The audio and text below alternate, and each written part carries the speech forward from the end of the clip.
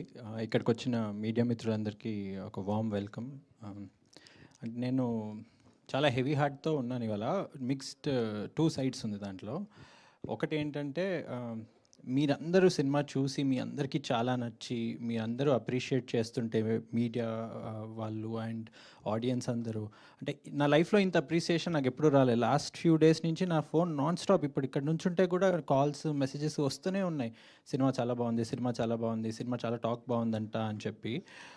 So ఒక side I'm very very happy.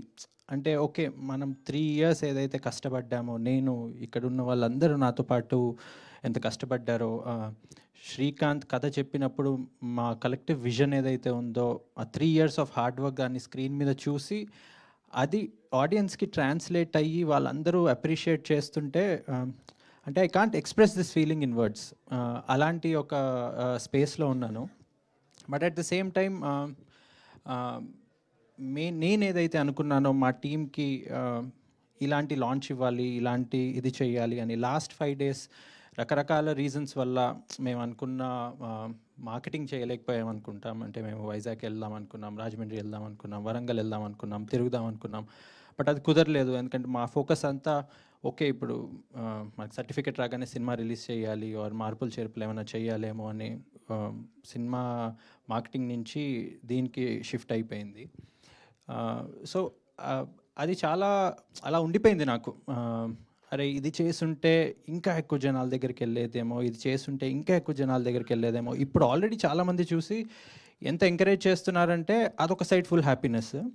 ఇంకో side ఏంటంటే అరే నేను ఇవన్నీ చేస్తుంటే మా టీంకి ఇంకొంచెం బెటర్ రీచ్ ఇచ్చేవాడిని, ఇంకా ఎక్కువ ఆడియన్స్కి తీసుకెళ్లేవాడిని అని ఒక్కటి అది ఇంకా ఉంది. అందుకని ఏం డిసైడ్ అయ్యామంటే ఇవాల్టి నుంచి మళ్ళీ మేము అందరి దగ్గరకు వస్తాము, మీ అందరికీ సినిమా గురించి చెప్తాము. దాంట్లో నాకు మీడియా మీ అందరు చాలా సపోర్ట్ చేస్తున్నారు, నాకు ఇంకొంచెం సపోర్ట్ కావాలి. I'm requesting everybody. మంచి సినిమా తీసాము, మీరు నమ్ముతున్నారు, ఇప్పుడు ఆడియన్స్ నమ్ముతున్నారు మంచి సినిమా తీసామని. ఇది ఎక్కువ జనాల దగ్గరికి తీసుకెళ్దాము. నా టీమ్మేట్స్ అందరూ చెప్పినట్టు ఈ సినిమాలో మేము ఏమీ పెట్టలేదు. కిస్ సీన్స్ కాదు, వైలెన్స్ కాదు, బ్లడ్ కాదు, ఏమీ లేవలా.